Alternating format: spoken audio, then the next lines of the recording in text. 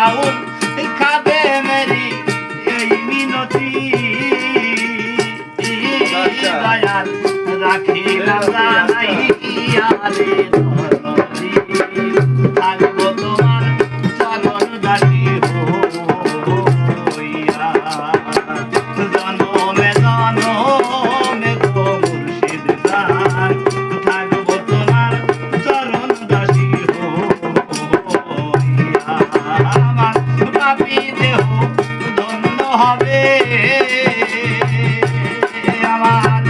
পাপী দেহ ধন্য হবে দয়াল তোমার পরশ পাইয়া রে